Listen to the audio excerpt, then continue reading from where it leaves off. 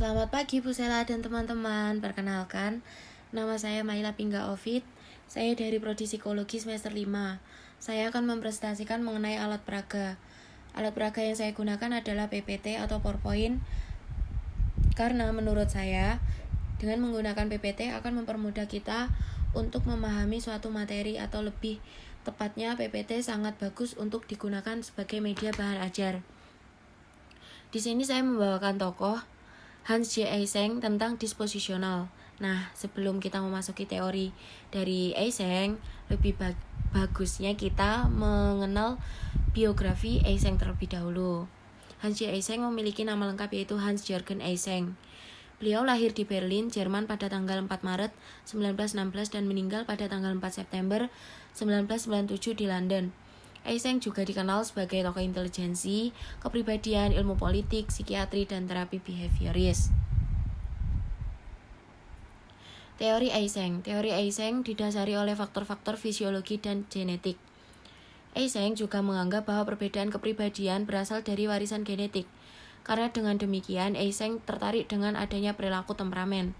Eysenck juga tidak mengatakan bahwa tak ada aspek kepribadian yang muncul dari hasil belajar. Eysenck juga yakin bahwa taksonomi atau klasifikasi tingkah laku adalah langkah pertama yang menentukan, dan bahwa analisis faktor adalah alat yang paling memadai untuk mengejar tujuan ini. Struktur kepribadian menurut Eysenck ada 4, yaitu yang pertama ada tipe, yang kedua ada traits, yang ketiga ada habitat respon, yang keempat ada spesifik respon. Yang pertama tipe, yaitu organisasi yang ada di dalam individu yang lebih umum dan lebih mencakup lagi. Yang kedua traits, yaitu sekumpulan habitual respon yang paling berhubungan satu sama lain yang cenderung ada pada individu tertentu. Yang ketiga habitat respon, yaitu spesifik respon yang dilakukan secara berulang-ulang, tingkah laku yang sering terjadi secara berulang-ulang pada kondisi ataupun situasi yang sama. Nah, yang keempat spesifik respon, yaitu tindakan atau respon yang terjadi pada suatu keadaan atau kejadian tertentu.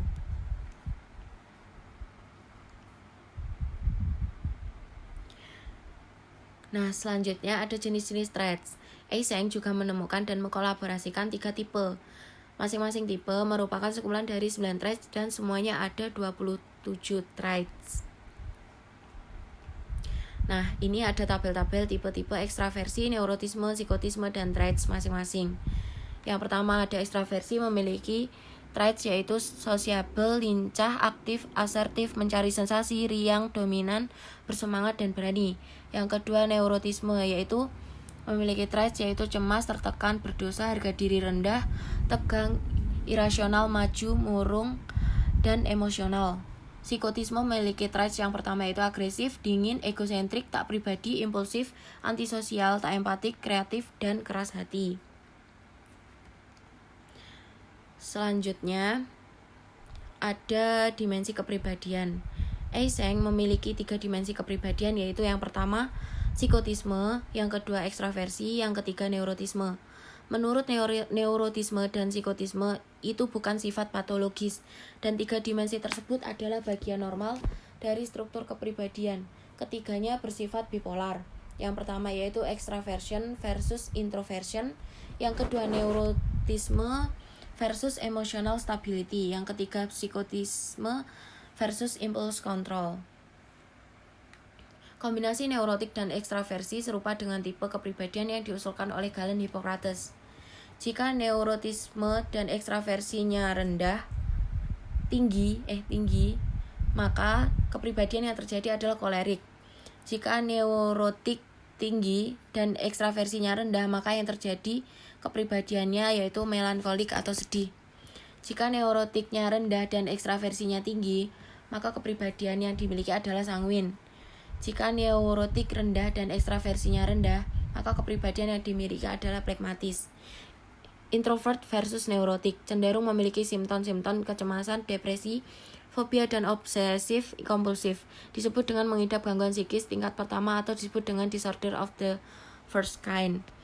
Yang kedua, extraversion versus neurotik cenderung psikopatik, kriminal, mengidap gangguan psikis kedua atau disebut dengan disorder of the second kind. Yang ketiga, introvert versus stabilita cenderung tenang, berpikir mendalam, dapat dipercaya atau bisa disebut dengan normal introvert. Yang keempat, ekstrovert versus stabilita, cenderung riang, responsif, senang bicara atau bergaul atau biasa disebut dengan normal ekstrovert.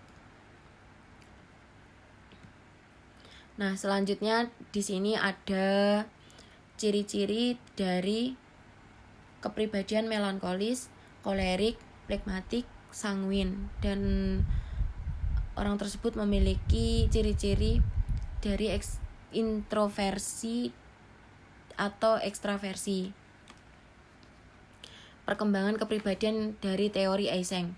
Perkembangan kepribadian diarahkan oleh sifat bawaan genetik namun dapat dirubah oleh faktor-faktor lingkungan, sehingga sifat kepribadian mempengaruhi jenis situasi yang ditemukan bertentangan dihindari sekuat kita menikmati dan mencari jenis situasi yang tidak bertentangan.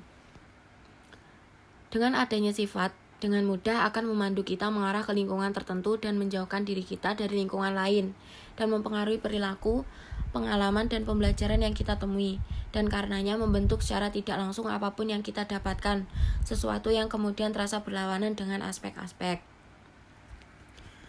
Selanjutnya ada kritik terhadap teori, yaitu yang pertama, Eysenck cenderung meremehkan kontribusi orang lain dan membesar-besarkan dukungan empiris bagi sudut pandangnya sendiri, menurut Bush dan Leohlin pada tahun 1982. Yang kedua, beberapa psikolog yang akrab dengan karyanya Eysenck merasa dia seringkali mengabaikan temuan yang berlawanan. Yang ketiga, banyak psikologis yang merasa mustahil untuk menjelaskan perbedaan individual dengan hanya 2 atau 3 dimensi. Yang terakhir yaitu sebagaimana yang diakui Eysenck, kekurangan dari karyanya adalah bahwa teori basis biologi sifat kepribadiannya, khususnya neurotisme dan psikotisme, kekurangan dukungan konsisten. Nah, sekian presentasi dari saya. Apabila ada kurang lebihnya, mohon maaf dan harap maklum. Terima kasih. Selamat pagi.